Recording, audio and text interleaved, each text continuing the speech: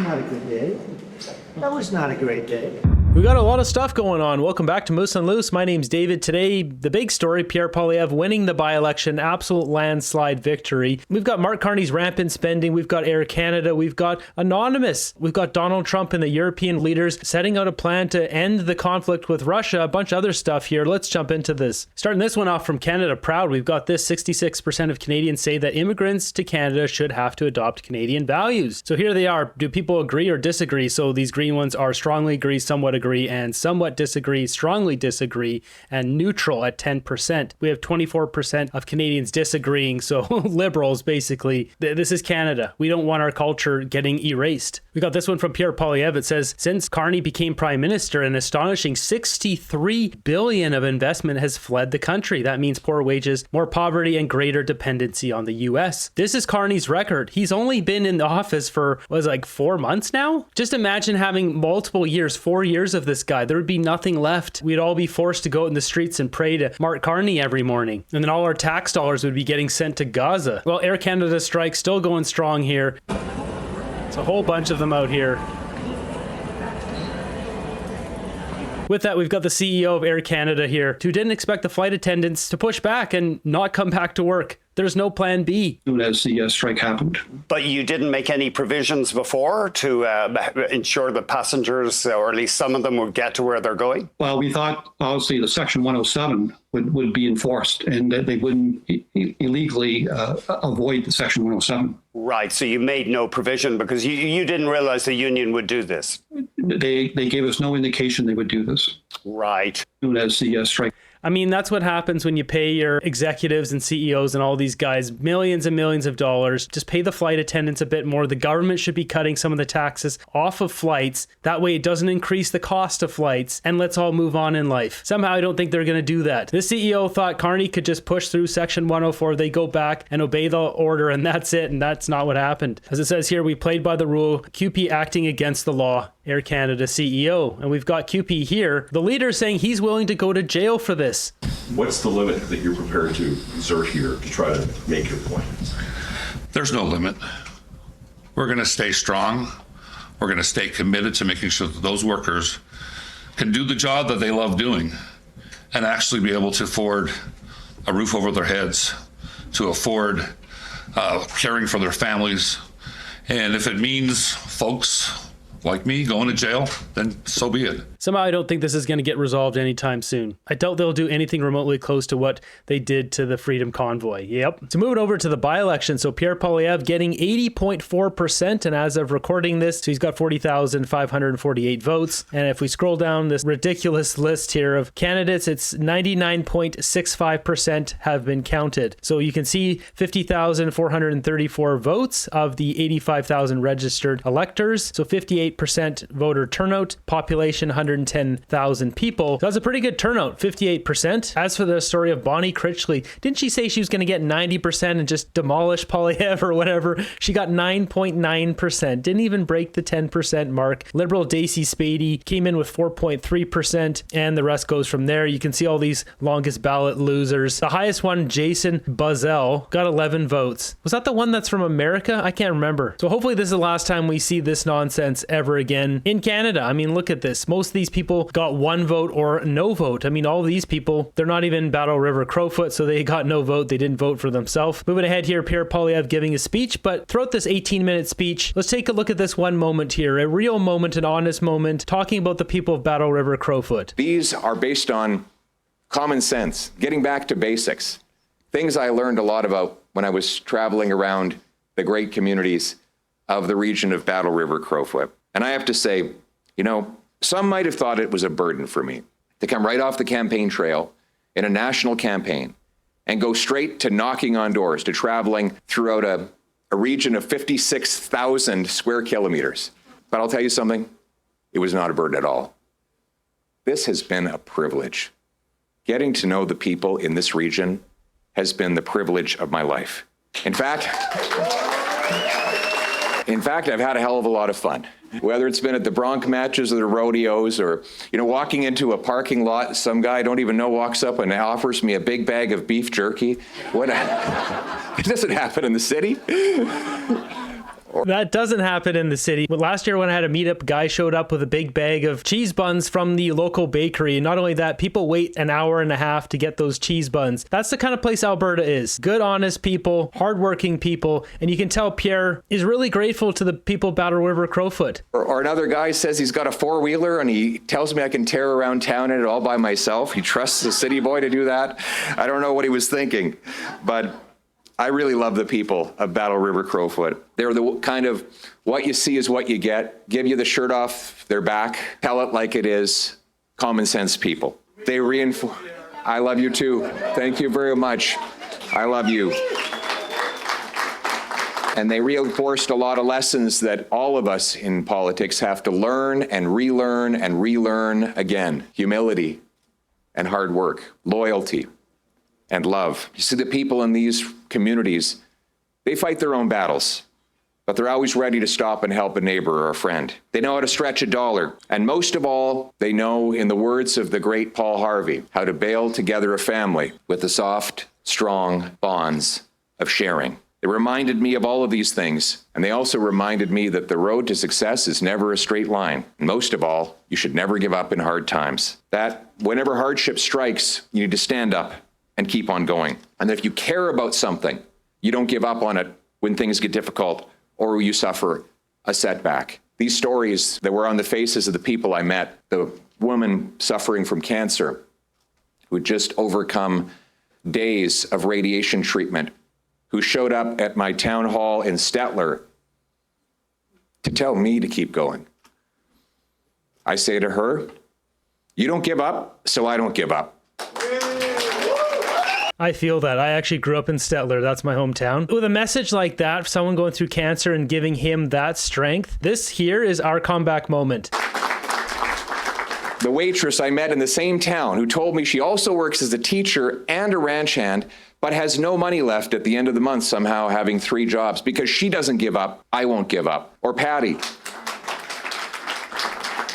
Patty, a female prison guard who works at the Drumheller Penitentiary and who was tied up and viciously assaulted by a violent criminal, and told me that she wasn't afraid because she was too busy thinking about the job that she had to do to protect her fellow prison guards. My message to her is, you don't give up, so I don't give up. To Bill Bauer, who turned 100 years old in Acme, he was born and raised in a sod hut in rural Saskatchewan and lived through the Dust Bowl and the Depression, all to move to Alberta and start generation after generation of family here in this wonderful region. Because he doesn't give up, I don't give up. To the great people of the special areas whose ancestors were told a century ago, including Damien's great-grandparents, that they'd never be able to farm on that land. Too tough and too dry. And yet, on the homestead signs that you drive by on the highway, those old names are still there, and their great-great-grandchildren are still making those fields blossom. They never gave up,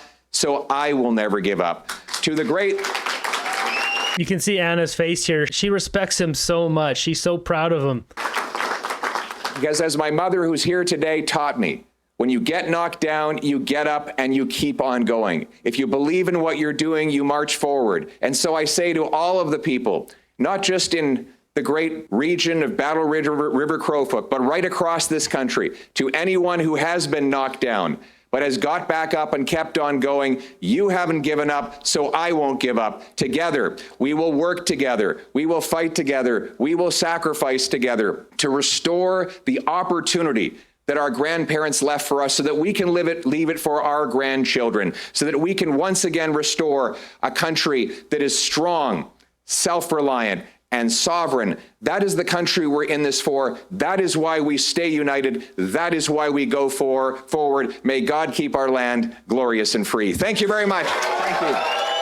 That's a great speech. That's good stuff. That really is like uplifting considering where we're at right now with everything. That was awesome. Pierre knocked this one out of the park. Thank you for showing us what true leadership is all about. Congratulations, Pierre. Well deserved. Pierre's back in the house. So Mark Carney better watch out. He's in hot water right now. Pierre's coming out swinging here, pulling in 80.4%. So just 2% less than Damien's numbers. I'm sure the left are still going to melt down over that and say it's a huge deal. Damien is a hero. Yeah, it was really selfless what he did. I mean, just looking at the comments, what I've seen online, this is huge for conservatives. We've all been down in the dumps here for the last 4 months since Carney won the election, which still seems absurd to say. This is the comeback moment. Next up, we've got all these world leaders here, not including Mark Carney, trying to sort out this Russia-Ukraine conflict. I really want to thank you, President of the United States, dear Donald, for the fact that you, as I said before, broke the deadlock with President Putin by starting that dialogue. And I think it was in February that you had the first phone call. And from there, we are now where we are today. And that is, I think if we play this well, we could end this. And we have to end this. We have to stop the killing. We have to stop the destruction of Ukraine's infrastructure. It is a terrible war. So I'm really excited. And let's make the best out of today and make sure that from today onwards, we get this thing to an end as soon as possible. I really want to thank you for your leadership, what you are doing for Volodymyr, but of course also all the European colleagues. It is really crucial. And the fact that you have said, I'm willing to participate in the security guarantees is a big step. It's really a breakthrough, and it makes all the difference. So also thank you for that. So praising Trump for opening the door here. Now listen to this. We got the president of Finland, Alexander Stubb. So he's a conservative, Alexander Stubb, basically saying Trump has done more in the past 2 weeks than in the past 3.5 years. And by the way, Alex, I'd like you to say a couple of words too. You're a young, powerful man. Before I finish up, I want you to say a couple of words. Go ahead. I'll take the notion of youth back to my wife and try to convince her. Thank you very much, Mr. President. I think in the past 2 weeks, we've probably had more progress in ending this war than we have in the past 3.5 years. And I think the fact that we're around this table today is very much symbolic in the sense that it's Team Europe and Team United States helping Ukraine. So the Democrats probably not happy with that. And this is sad that, we've spent $14 billion of our money. We're not even a part of this. Mark Carney is getting the ultimate shame treatment from Donald Trump. And what did Mark Carney put out today? Today, I spoke with leaders of the Coalition of the Willing alongside President Zelensky. Canada is coordinating closely with our partners to intensify our support for Ukraine and our shared commitments to its peace and security. No more money to Ukraine. Our country is collapsing, bonehead. This guy has driven out $63 billion of prosperity investment to Canada, and he wants to dish out more money to Ukraine. No more money to Ukraine. Canada comes first. If you're not willing to do that, get out of our country. Mark, man, you're completely ignoring the pulse of Canadians. Mark has affirmed his latest support for Ukraine, including through $2 billion in new military support and disbursement of $2.3 billion loan through the G7 Disbursements Fund by Canadian taxpayers' money. This is quite the post. Look at this. So category and tweets made thus far. Gaza 27, Ukraine 35 plus 9 this week. Calls with Starmer 24. Look at all this. Religious, ethnic pandering 32. Canadian focused tweets. You just go down. They're all zeros except for Canadian diplomacy wins 1, Canadian CFA pay hike 1, interprovincial trade bills 1, abolish carbon tax 1. All the rest here. Pew Pew rights, reform equalization, shrink government bill, all of it 0, 0, 0, 0, 0. Reform justice system 0. Reduce public sector pensions 0. Trudeau era liberal recoveries, all this jail term for above corruption 0. Mark Carney conflicts of interest, Carbon Task Force, Bloomberg, Brookfield, Blind Trust, 574 U.S. assets, 91%, holdings unknown, Westinghouse modular, Compass data. There's way more than this. Obviously, if you see my chart, there's way more than this. But yeah, Mark Carney's achieved nothing. He's just trying to enrich himself. This is quite obvious. Donald Trump has had enough of this. That's why he's not at the table. Next up, they line up for a photo op. This is interesting. Listen to what Trump says here.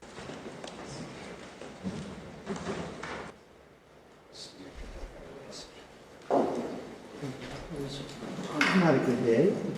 That was not a great day. See the picture. He said, so that picture, this is not a good day. That wasn't a great day. Well, what is he talking about? A little bit weird, him saying that. Well, it's this one here. It's this photo of him, the day that somebody shot a pew pew and nearly had it go through his head. That was not a great day. See the picture. I'm not sure what spurred that on. If one of the press said something and then he reacted to it, I'm not sure. That wasn't a photo op. It felt like a staged reminder, the way every leader froze at that painting, almost like they were shown something they weren't supposed to forget. Does Donald Trump know something more than he's letting on? A bunch of people suspecting that a couple of those leaders potentially behind this or involved in this event. Moving ahead, we've got the Chancellor of Germany, who strongly insisted that Trump push for a ceasefire versus going directly for a peace negotiations with Russia. Check out Giorgia Meloni here, roll her eyes. Let's work on that, and let's try to put pressure on Russia, because the credibility of these efforts we are undertaking today are depending on at least a ceasefire from the beginning of the serious negotiations from next step on. So I would like to emphasize this aspect and would like to see a ceasefire from the next meeting, which should be a trilateral meeting wherever it takes place. Well, we're going to let the president go over and talk to the president, and we'll see how that works out. And if we can do that, I will say, and again, I say it, in the 6 wars that I've settled, I haven't had a ceasefire. We just got into negotiations, and one of the wars was, as you know, in the Congo was 31 years long. Another one that we settled last week with 2 great countries was 35 years going on, and we had no ceasefire. So if we can do the ceasefire, great. And if we don't do a ceasefire, because many other points were given to us, many points were given to us, great points. You can see she pursed her lips when he said that. I don't think she's agreeing with the ceasefire. Just end this whole nonsense. Moving ahead, we've got Jasmine sharing this one. So Anonymous is not staying silent on this whole glyphosate spraying that's going on in Canada. I mean, there's tons of it in British Columbia. They're doing it tomorrow in Nova Scotia on the forest that they've banned Canadians from entering. Greetings, citizens of the world. This is Anonymous. Nova Scotia has found itself in the spotlight after the provincial government imposed a sweeping ban on its forests. Citizens are now forbidden from entering lands that belong to them by right, with fines reaching up to $25,000 for those who dare to step foot into nature. So if you're not familiar with who Anonymous is, it's a group of hackers that are essentially for the people. I'm surprised with Justin Trudeau's reign of terror, they didn't go into the government files and release stuff that we all need to see, like the SDTC documents, the traitors. I'm surprised they actually didn't release that kind of stuff. Maybe they couldn't get in there. But these guys seem to be able to get into any server anywhere they want to get in. Officials would have you believe this is for safety, but we are here to reveal the truth. The real reason behind this unprecedented restriction is far more concerning. They plan to spray glyphosate throughout these forests. Glyphosate is no harmless tool. It is a chemical designed to erase life. When sprayed, it is absorbed through leaves and stems, shutting down the natural processes that allow plants to grow and survive. It moves through an organism's system, dismantling it from within. In the end, what once was a thriving ecosystem becomes silence. And now, this is what they want to impose on Nova Scotia's wilderness. The ban is not about protection. It is about control. By removing your ability to access the land, they not only ensure secrecy, but also test the limits of your compliance. They cloak their actions in the language of caution, hoping citizens will bow their heads and accept this intrusion without resistance. But make no mistake, this is a warning. If they can restrict something as fundamental as walking freely through the forest, they can take much more. Anonymous stands against this erosion of rights. Knowledge must be shared. Power must be questioned. We remind you that silence is the greatest ally of control, and awareness is the beginning of resistance. Nova Scotia's forests belong to its people, not to officials who see them as expendable testing grounds. We are Anonymous. Expect us. On the surface, Nova Scotia's recent ban on entering forests may appear to be a precautionary step taken to protect public safety during an unusually dry season. Yet at the very same time that officials restricted public access to trails, campsites and wooded lands, the province quietly approved the spraying of glyphosate. So interesting, they're popping up now with this message. You see this guy leaving a comment about the government approving companies or individuals spraying glyphosate on their own private land. This should not be allowed because this goes into the waterways. It affects everyone. It affects all the animals. It affects everything. We shouldn't be spraying toxic chemicals that enhance companies' profits, but it's to the detriment of everyone else, to society. That's absurd. This chemical is very good at killing off plants and selectively allowing other plants to grow, yet the health implications are wishy-washy at best. If you spray it high up in the mountains, you spray it on the forest, it all runs back down to town, and then everyone is affected by glyphosate. This should be banned in Canada. That's what needs to happen.